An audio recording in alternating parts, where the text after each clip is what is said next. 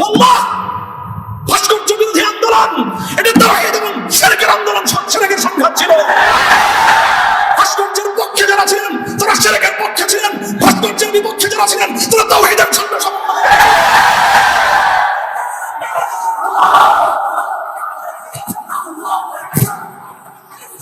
আমি আবার বলছি, এদেশে ভাড়াটিয়া থাকবো না, ভাড়াটিয়া হিসেবে থাকবো না। এই জমিনের মালিকানা সূত্রে এদেশে বসবাস করি, এই জমিনকে আল্লাহর জন্য মুক্ত করেই ছাড়বো ইনশাআল্লাহ। আপনারা যেই কেসটাকে বিবস্ত্র করার জন্য বেছে নিয়েছেন সেই কেসটা ছিল খুব দুর্বল।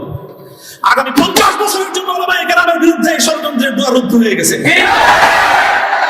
আপনারা যদি এই ধরনের ষড়যন্ত্র করতে থাকেন, জাতি আবার নতুন করে বলবে, এতদিন বলতো ইউসুফ আলাইহিস সালামের বিরুদ্ধে যে ষড়যন্ত্র করছে, মামুনুল হকের বিরুদ্ধে সেই ষড়যন্ত্র, সামনে বলবে মামুনুল হকের বিরুদ্ধে যে ষড়যন্ত্র হয়েছিল আব্দুল্লাহর বিরুদ্ধে সেই ষড়যন্ত্র।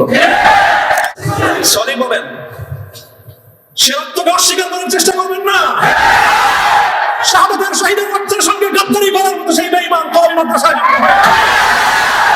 আমি আপনাদের শুকরগুজারি আদায় করতেছি যে আপনারা অভূতপূর্ব আজকে আপনাদের এই উপস্থিতি এবং আপনাদের এই অভূতপূর্ব উচ্ছ্বাসের মধ্য দিয়ে আপনারা ইসলামী আন্দোলনের পথ চলার একজন পথিককে অনুপ্রাণিত করেছেন।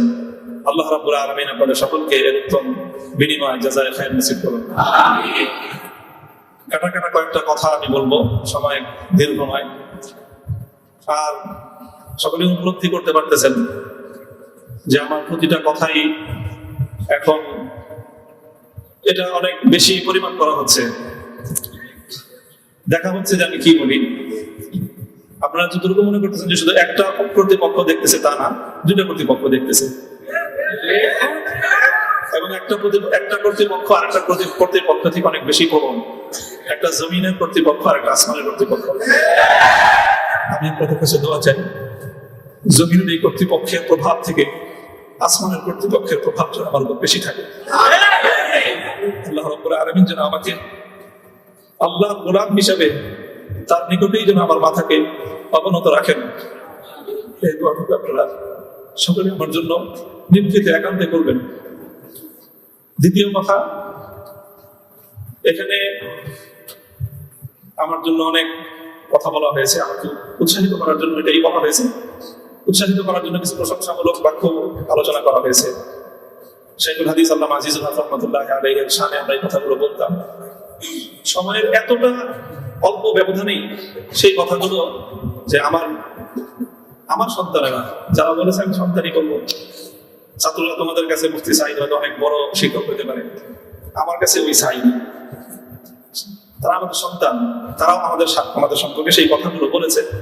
শাইখুল হাদিস রাহমাতুল্লাহি আলাইহি বলতেন যে কথাগুলোকে প্রশংসামূলক কথা নয়, বরং আমি কালিমাতে দুআইয়া, দোয়ার বাণী হিসেবে, দোয়ার কথা হিসেবে আমি বরণ করে নিলাম। আল্লাহ পাক আমার সন্তানদের, আমার সহকর্মীদের, তাদের এই কথাগুলোকে যেন আল্লাহ আমার হকে, আমার ক্ষেত্রে দোয়া হিসেবে আল্লাহ কবুল করেন।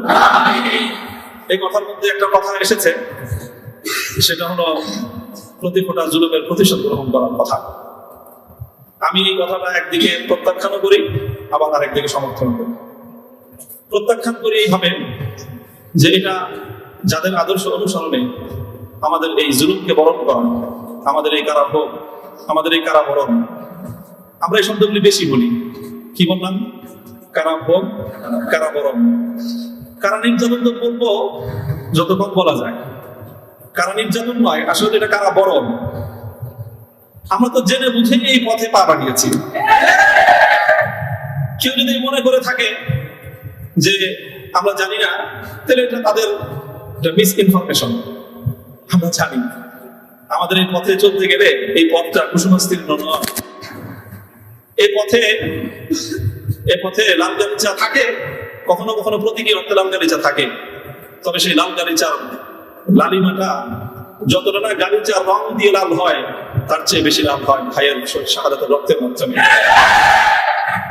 শাহাদাতের রক্তের নজরানা দিয়েই আমরা সেই পথে ইনশাআল্লাহ পৌঁছবো, যে পথে শাপলা চত্বরের ভাইয়েরা শাহাদাতের রক্ত দিয়েছেন, যে পথে আমার হাটহাজারীর সন্তানেরা শাহাদাতের রক্ত দিয়েছেন, যে পথে আমার বিবাড়িয়ার ব্রাহ্মণ শহীদ বাড়িয়ার বীর শহীদানেরা যে পথে আত্মত্যাগ স্বীকার করেছেন, আমরা তাদের সেই পথকে ভুলবো না। তাদের সেই শাহাদাতকে আমরা কোনো সময় সেই শাহাদাত অস্বীকার করার কোনো প্রবণতাকে এক মুহূর্তের জন্য বরদাস্ত করবো না। শহীদ হয়েছে আমার ভাই, সরি বলেন। বাংলা না বলতে চান দুঃখিত, দুঃখিত যদি বলতে না চান আপনাদের প্রিয় ভাষা ইংলিশেই বলেন, তবে কি বলেন? সরি বলেন। সে রক্তকে অস্বীকার করার চেষ্টা করবেন না। শাহাদাতের শহীদের রক্তের সঙ্গে গাদ্দারি করার মতো সেই বেঈমান কওমি মাদ্রাসায় জন্ম হয়। কাজেই যে কথা বলতেছিলাম, যেগুলো কারা বরং আমাদের, কারা নির্যাতন তো অনেক পরের কথা। আল্লাহ পাক রব্বুল আলামিন কারা এই কষ্ট থেকে আমাদের সকলকে হেফাজত করেন। প্রতিশোধের যে কথাটা, সেটা আমরা তো পয়গম্বর আলাইহিস সালামের অনুসারী। নবী ইউসুফ আলাইহিস সালামের সেই বাণী লা তাসরিবা আলাইকুমুল ইয়াউম, গতকালকে আমি বলেছি, আজও বলছি, আমরা কোনো প্রতিশোধ গ্রহণ করি নাই, করতে চাই না। করার প্রবণতা কখনো যদি আমাদের মন থেকে উদ্গত হয়, সেটা হলো ইন্নামা যালিকা মিন্নী ওয়া মিনাশ শাইতান, শয়তানের প্ররোচনায় কখনো হয়তো আমরা ব্যক্তিগত আক্রোশে প্রতিশোধের কথা বলে থাকতে পারি, কিন্তু আমরা প্রতিশোধ পরায়ণ নই, এটা মূল কথা। এই হিসাবে আমি প্রতিশোধের এই শব্দকে প্রত্যাখ্যান করলাম। তবে অন্য আরেক অর্থে আমি প্রতিশোধের এই শব্দকে সমর্থন করছি।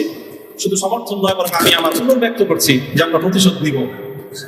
আমাদের সেই প্রতিশোধ হবে সেই প্রতিশোধ, যেই প্রতিশোধ হিজরতের আগ পর্যন্ত 12 বছরের জুলুম এবং নির্যাতনের প্রতিশোধ মক্কা বিজয়ের মাধ্যমে আল্লাহ নবী গ্রহণ করেছিলেন।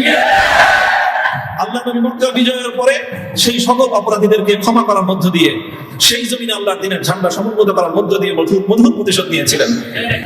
আমি আবার বলছি, এদেশে ভাড়াটিয়া থাকবো না, ভাড়াটিয়া হিসেবে থাকবো না। এই জমিনের মালিকানা সূত্রে দেশে বসবাস করি, এই জমিনকে আল্লাহর জন্য মুক্ত করেই ছাড়বো ইনশাআল্লাহ। আল্লাহর দ্বীনের বিজয়, সেটাই হবে আমাদের পরম উৎসব। এবং যারা আমাদেরকে শত্রু ভেবে আমাদেরকে নিঃশেষ করার চেষ্টা করেছে, অপমান করার চেষ্টা করেছে, আমরা তাদেরকে সম্মানিত করে প্রতিশোধ নেব। আমরা তাদেরকে আদর্শের সোনালী পথে বরণ করে নেওয়ার মধ্য দিয়েই আমরা ইনশাআল্লাহ আমাদের আদর্শের বিজয়ের প্রতিশোধ গ্রহণ করবো।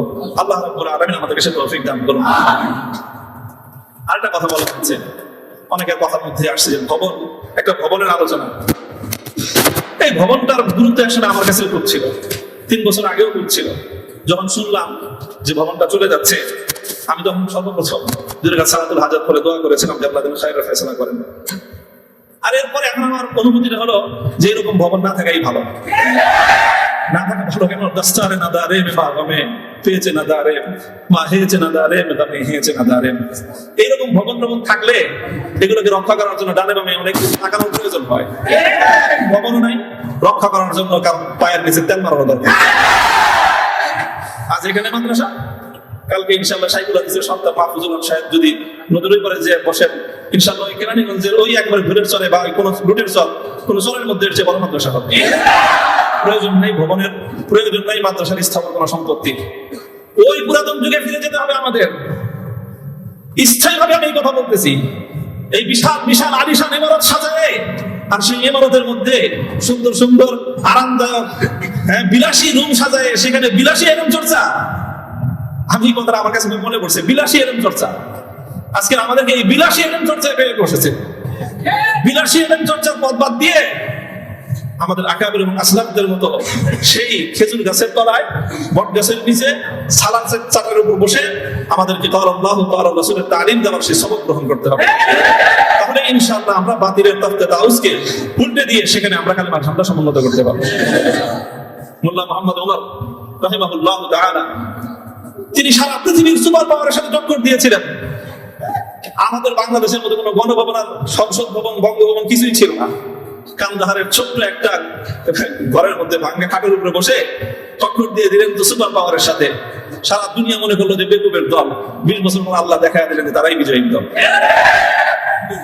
তবে একটা দুঃখ আমার, আমি এই গোটা প্রসঙ্গের সঙ্গে যারা যারা সম্পৃক্ত অধিকাংশই আমার সম্মানিত, অনেকে আমার মুহতারাম উস্তাদ, শুধু উস্তাদ না, অনেকে এমন আছেন যারা উস্তাদ মুকাররিম, অর্থাৎ আমি আমার মতো করে শাইখুল হাদিস রাহমাতুল্লাহি আলাইহি আমাকে যাদের তত্ত্বাবধানে গড়ে তোলার চেষ্টা করেছেন, শুধু আমাকে না, আমার ভাইদেরকেও, হাফিজ সাহেব হুজুর এবং আমরা দুইজন বিশেষ করে, ওনারা অনেকে এখানে আছেন। কাজে তাদের প্রতি কোনো ধরনের অসম্মান হয়, অমর্যাদা হয়, সেই কথা আমি বলবো না। কখনো ভুলে বলে থাকলে সেটার জন্য আমি নিঃশর্ত ক্ষমা প্রার্থনা এখনো করছি, যে কোনো সময় করবো, যে কোনো ভাবে করতে হয় করবো।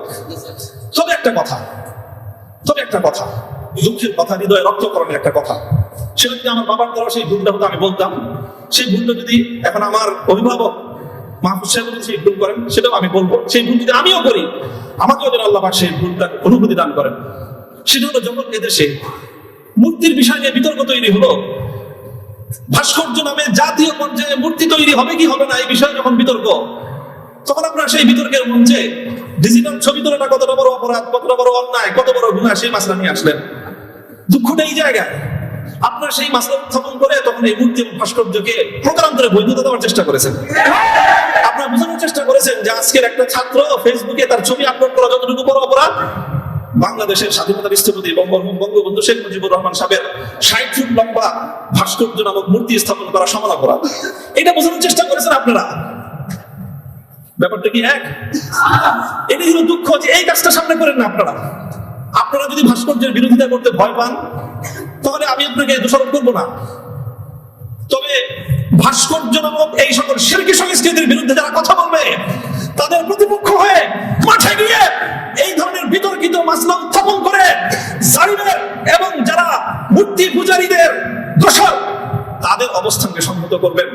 আমি জানি না যদি বুঝে করে থাকেন গফরাল্লাহু লাকুম, আল্লাহ আপনাদেরকে মাফ করুন। আপনি যদি বুঝে শুনে করে থাকেন আখাফু আলাইকুমুশ শিরক, আখাফু আলাইকুমুশ শিরক, না বুঝে করে থাকেন সেটাই আমার ধারণা যে আপনারা অনেক বড় বড় আলেম, রাজনৈতিক প্রজ্ঞা আপনাদের কিছুটা ঘাটতি থেকে থাকতে পারে এই ক্ষেত্রে অন্তত। কাজেই এই জায়গাটায় বিলম্ব হলে আপনারা কথা বলেন, বিলম্ব হলে কথা বলবেন, ইতিহাস আপনাদেরকে ক্ষমা করবে না। মনে রাখেন না যে আমরা হেফাজতে ইসলামের কিছু নওজওয়ান আলেম এবার যেটা করছে সরকার একটা ভালো বুদ্ধির কাজ করছে, আগের বার থেকে আগের অতীত থেকে তারা শিক্ষা নিয়েছে। শাইখুল হাদিসের মতো, মুফতি আমিনী সাহেবদের মতো বৃদ্ধ মানুষদেরকে মানে তারা আটকায় জাতির কাছে তারা একটা বিশেষ মানে বড় ধরনের একটা মানে আসামের কাঠ করে দাঁড়া গেছিল। এবার তারা আমাদের মুরব্বীদেরকে কারো গায়ে স্পর্শ করে নাই, শুরু করছে মামুনুল হক থেকে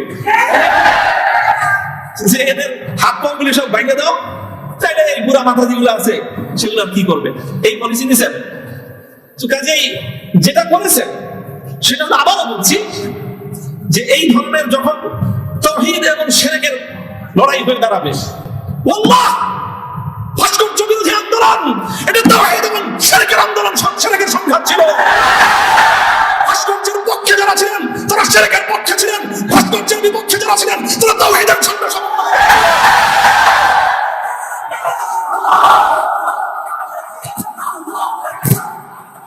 আপনারা শুনেন, আবারও বলছি, ভাস্কর্যের পক্ষ বিপক্ষের এই লড়াইকে একজন মরহুম মুসলিম নেতা মরহুম বঙ্গবন্ধু শেখ মুজিবুর রহমান সাহেবের ব্যক্তিত্বকে মাঝখানে এনে বিষয়টাকে ভিন্ন রং দেওয়ার চেষ্টা করা হয়েছিল। আমরা কখনো বলেছি, আজও বলি, ভবিষ্যতেও বলবো, ভাস্কর্য এটা বঙ্গবন্ধু শেখ মুজিবুর রহমান সাহেবের, শহীদ প্রেসিডেন্ট জিয়াউর রহমান সাহেবের, সেটা আমরা পার্থক্য করি নাই। আমি এই কথাও বলেছি, ভাস্কর্য যদি স্বয়ং আমাদের মুসলিম জাতির পিতা খলিল ইব্রাহিম আলাইহিস সালামের হয় তাহলে সেই ভাস্কর্যের সাথে কি আচরণ করতে হয় মুহাম্মদুর রাসূলুল্লাহ শিখিয়ে দিয়ে গেছেন। আল্লাহ রাসূল সাল্লাল্লাহু আলাইহি ওয়াসাল্লাম মক্কা বিজয়ের দিন বাইতুল্লাহ থেকে যে মূর্তিগুলো বের করেছিলেন, যে ভাস্কর্যগুলো বের করেছিলেন, তার মধ্যে তো একটা ছিল ইব্রাহিম আলাইহিস সালামের মূর্তি। কি বলেছিলেন? কাতালাহুমুল্লাহ, আল্লাহ পাক এই মক্কাবাসীদেরকে ধ্বংস করুন, তারা খলিল ইব্রাহিম আলাইহিস সালামের মূর্তি তৈরি করেছে। আমাদের কথা আপনাদের পছন্দ হলো না, আমি বললাম যে ভাস্কর্য বানায়েন না, এটা বানালে বঙ্গবন্ধু যদি মুসলিম হয়ে মারা গিয়ে থাকেন কবরে তার শাস্তি হবে। তো আপনারা মনে করলেন আমরা বঙ্গবন্ধুর বিরুদ্ধে বললাম, আসলে বলি নাই বিরুদ্ধে। তিনি যদি আবারও বলছি, যদি আল্লাহ তাকে ইমানের সাথে খাতেমা দিয়ে থাকেন, আমি জানি না তার কি অবস্থায় মৃত্যু হয়েছে সেটা কেউ বলতে পারবে না, তাহলে তার ভাস্কর্য, তার মূর্তি তৈরি করাটা এটা তার সঙ্গে চরম বিশ্বাসঘাতকতা। সর্বশেষ কথা হলো এই, খলিল ইব্রাহিম আলাইহিস সালামকে যখন এই মূর্তি বিরোধী আন্দোলনের, মূর্তি বিরোধী কার্যক্রমের পরিণামে নমরুদ কি করেছিল? অগ্নিকুণ্ডে নিক্ষেপ করেছিল। এটা তো সবাই জানি আমরা, কিন্তু অগ্নিকুণ্ডে নিক্ষেপ করাটা এটা নমরুদের প্রধান শাস্তি ছিল না। নমরুদ ইব্রাহিম আলাইহিস সালাম থেকে যে প্রতিশোধটা গ্রহণ করেছিল সেটা কিন্তু প্রধান এটা ছিল না যে ওনাকে কি করেছে, আগুনে নিক্ষেপ করেছে। আরে খলিল ইব্রাহিমকে আগুনে নিক্ষেপ করে আর কি প্রতিশোধ দিবে? যে বেটা তার প্রাণাধিক সুপুত্রকে আল্লাহর জন্য হাসি মুখে কোরবানি করতে চায়, তার নিজের জীবনের দাম তার কাছে কতটুকু, তার কি মারবে আর কি জ্বালাবে? সবচেয়ে বড় যে জঘন্য কাজটা নমরুদ করেছিল সেটা হলো ইব্রাহিম আলাইহিস সালাম অগ্নিকুণ্ডে নিক্ষেপ করার আগে ওনাকে বিবস্ত্র করে ফেলেছিল, ওনার সারা শরীর থেকে কাপড় খুলে ফেলেছিল, বাংলায় বুঝেন নাই, উলঙ্গ করেছিল। আল্লাহ পাক রব্বুল আলামিন ইব্রাহিম আলাইহিস সালামকে জন্য একটা পুরস্কার দিবেন। সেই পুরস্কারটা আল্লাহ নবী বলেছেন, আউয়ালু মান ইউকসা ইয়াউমাল কিয়ামাতি ইব্রাহিম খলিলুল্লাহ। ও ইব্রাহিম, মূর্তি মূর্তির বিরুদ্ধাচরণ করার কারণে মূর্তি পূজারীরা তোমার শরীর থেকে সম্মানের আবরণ খুলে দিয়েছে। কিয়ামতের দিন যখন সমস্ত মানুষ বিবস্ত্র থাকবে, সর্বপ্রথম আমি তুমি ইব্রাহিম খলিলকে কাপড় পরায়ে সমস্ত মানুষের সামনে সম্মানিত করবে। আমার কেন জানি মনে হয়েছে আমি একজন অপরাধী, অনেক অপরাধের শেষ নাই, আমার ভুল ত্রুটির কোনো শেষ নাই। এই যে বললেন না আব্দুল বাসিদের 42টা মামলার তো অভাব নাই। এই যে কোনো মামলায় ফাঁসি দিতে পারে, ফাঁসি দিলে তারা অন্য কিছু লাগে না। আদালতে তারা এক মহিলা আইনজীবী বলে বিচার করার জন্য এত কিছু লাগে নাকি? আমাদের কাছে কত হালকা সাক্ষ্য দিয়ে আমরা মানুষ বিচার করে ফেললাম। ওপেন আদালতে বলতেছে এই কথা, বিচার করার জন্য খুব কিছু লাগে না। হত্যা মামলা কতগুলো আছে আমার নামে, ছিনতাই মামলা আছে, পকেট চুরির মামলা, পকেট মারা মামলা আছে, চুরির মামলা আছে, সব মামলাই তো আছে। যে কোনো মামলা দিয়ে ফাঁসি দিয়ে দিতে পারেন। আপনারা চেষ্টা করেছেন বিবস্ত্র করতে চেষ্টা করেছেন, তবে একটা জিনিস ভালো করেছেন, আপনারা যেই কেসটাকে বিবস্ত্র করার জন্য বেছে নিয়েছেন সেই কেসটা ছিল খুব দুর্বল। আগামী 50 বছরের জন্য ওলামায়ে কেরামের বিরুদ্ধে ষড়যন্ত্রের দুয়ার রুদ্ধ হয়ে গেছে।